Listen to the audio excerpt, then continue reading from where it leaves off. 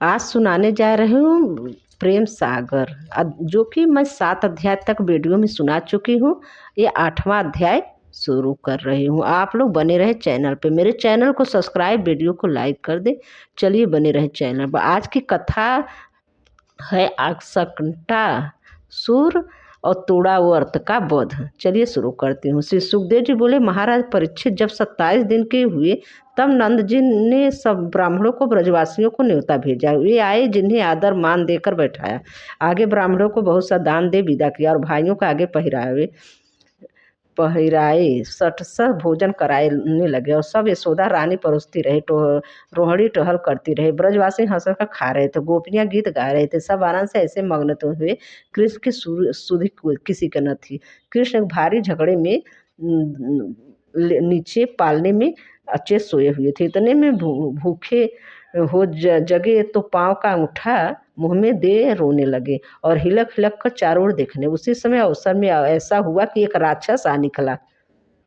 कृष्ण को देखकर अपने मन में कहने लगा, यह तो कोई बड़ा बलि उपजा है, पर आज मैं इससे पूतना का बैर लूंगा। ऐसा मन में ठान सकट में आ बैठा। उसी से उसका नाम सकटासुर हुआ। जब गाढ़ा चरा चराए कर हिला तब श्री कृष्ण ने बिलखते बिलखते एक ऐसी लात मारी कि वो मरकर कंस के सभा में, मथुरा में जाकर गिरा और कंस देखकर बड़ा दुखित हुआ। इधर छकड़ा टूट कर गिर कर दूध दही के जितने बासन थे सब फूट फूट कर चूर चूर हो गए और गोरस की नदी बहने लगी।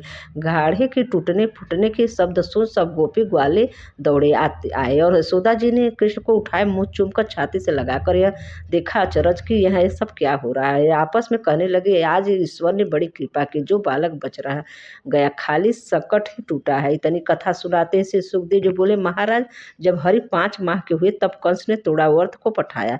तब बबूला गोकुल में आया और नंदरानी कृष्ण को गोद में लिए आंगन के बीच में बैठे थे। एकाएक कन्हैया ऐसी भारी हुए कि यशोदा ने बोझ के मारे गोदी से उतार दिए।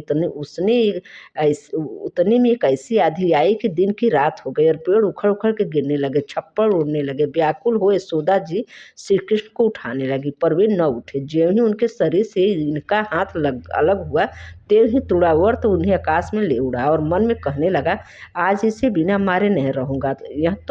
वह तो कृष्ण के लिए यहाँ विचार कर रहा था कि यहाँ यशोदा जी ने जब कृष्ण को न पाया तो रो रो कर बुरा हाल हुआ। कृष्ण कृष्ण कहकर पुकारने लगी। यह शब्द सुन गोपी ग्वाल दौड़े आए। सब हाथ में मूसलधार, हथेड़े में अटकल से और टटोल कर जितने जिसके पास सब लेकर ठोकर खाते गिरते पड़ते आए। जब श्री कृष्ण ने नंद यशोदा सहित जब ब्रजवासी अति दुखित देखे तब तोड़ावर्त को घेरा और आंगन में लेकर आए गिरा और पटक दिया। उसने तुरंत जी देह से निकल गया और आधी थम गई। ज्वाला उजाला हुआ। सब भूले भटके घर आए, देख राक्षस आंगन में मरा पड़ा है। श्री कृष्ण उसके छाती पर खेल रहे हैं। आते ही यशोदा ने उठाए के कंठ से लगा लिया और बहुत सा दान ब्राह्मणों को दिया। श्री सुखदेव जी बोले, हे नाथ, अब 9वां अध्याय सुना रही हूँ आप लोग को, विश्व दर्शन। हे नाथ, एक दिन वासुदेव जी ने गर्ग मुनि को, जो जोशी और यदुवंशियों पुरोहित थे, उन्हें बुलाकर कहा कि तुम गोकुल को जाओ और लड़के का नामकरण संस्कार कराओ। गई रोहिणी गर्भ सो भयो पूत है पाए, कीर्ति आयु कैसे भई, कहाँ बामते आए। और नंद पुत्र हुआ है, सो वो भी तुम्हें बुला गए हैं। सुनते ही गर्ग मुनि प्रसन्न हो गोकुल निकट जा पहुंचे। उसी समय किसी ने नंद से आकर कहा, यदुवंशियों के पुरोहितों गर्ग मुनि जी आए हैं। सुन नंद जी आनंद से ग्वालों बालों को संग भेंट ले उठ दाए और पाटंबर के पावड़े डालते बाजे बजाते आए। पूजा कर आसन पर बैठाए और चढ़ामृत ले स्त्री पुरुष सब हाथ जोड़कर कहने लगे, महाराज बड़े भाग हमारे जो आपके दर्शन कर पवित्र किया। हमारे प्रताप 2 पुत्र हुए, एक रोहिणी के और एक हमारे, कृपा कर इनका नाम धरिए।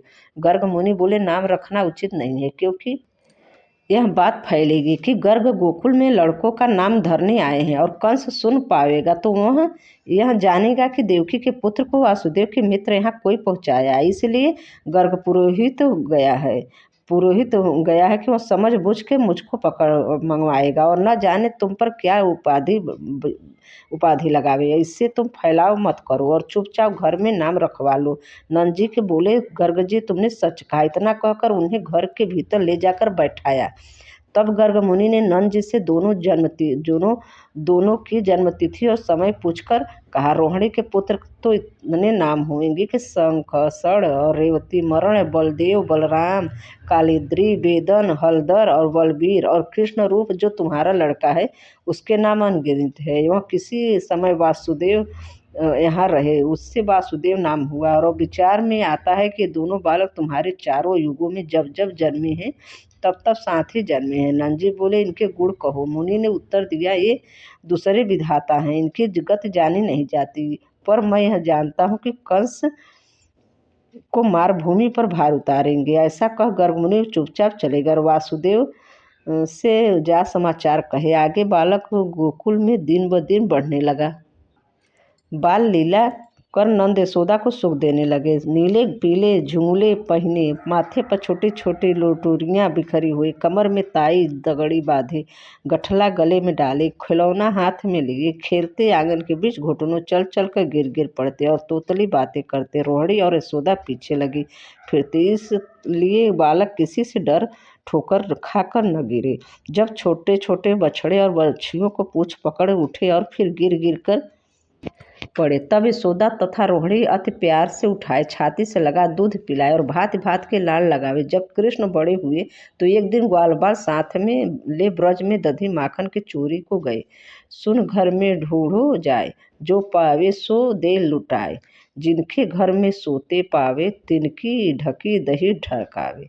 जहाँ झीके पर गोरस इत्यादि रखा देखकर वहाँ पीढ़ी पर पटरा, पटरे पर उखल धर, साथियों को खड़ा कर उसके ऊपर चढ़ उतार ले और कुछ खावे कुछ लुटावे, गोपियों के घर नित चोरी करावे। एक दिन सबने मत किया कि गेह में मोहन का अपने दिया कि जो ही घर के भीतर जाएंगे वो दही माखन चुराए, त्यों ही गोपी हम लोग पकड़ लेंगे। दिन दिन आते तो निस भोर जब कहाँ जावेंगे माखन चोर। यूँ कहकर गोपी मिल कान्हा को पकड़कर यशोदा के पास उल्हना देने चली। तब कृष्ण ने ऐसा छल किया कि उसके लड़के का हाथ पकड़ा दिया और स्वयं दौड़कर ग्वाल बालों को संग लिया। ग्वाली ने चल दी और नंदरानी के निकट आ पाँव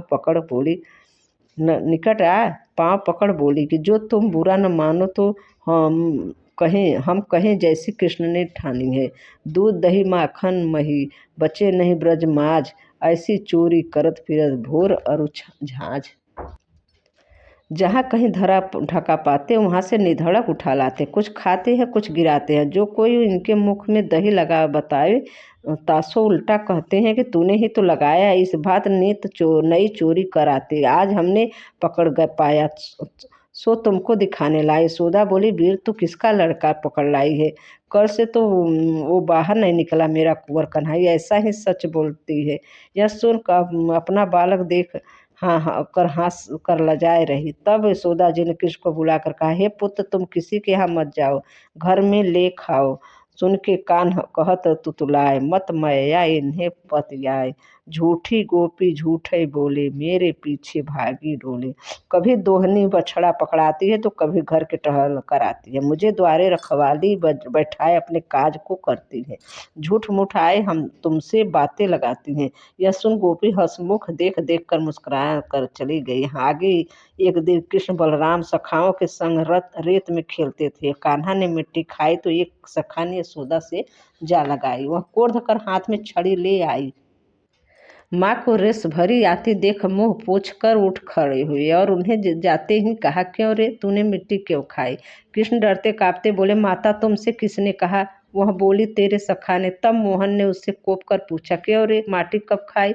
तब भय खाकर बोला, भैया मैं तेरी बात कुछ नहीं जानता, क्या कहूँ? ज्यों ही कान्हा सखा से बतलाने लगे त्यों ही यशोदा ने उन्हें जाकर पकड़ा और कहा, कृष्ण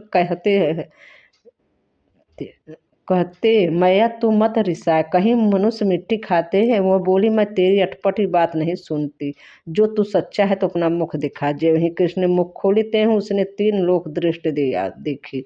तब यशोदा को ज्ञान हुआ कि मन में कहने लगी, मैं बड़ी मूर्ख हूँ जो त्रिलोकीनाथ को अपना सुत मानती हूँ। इतने कथा क से सुखदेव जी राजा परीक्षित से बोले, हे राजा, तब नंदरानी ऐसा जाना, तब हरि ने जगत मोहनी माया फैला दी। तो इतने में मोहन को यशोदा प्यार कर कंठ लगा घर ले आई। 9वां अध्याय समाप्त। आगे का 10वां अध्याय अगले वीडियो में रखती हूँ। धन्यवाद। जय श्री कृष्ण, जय श्री कृष्ण।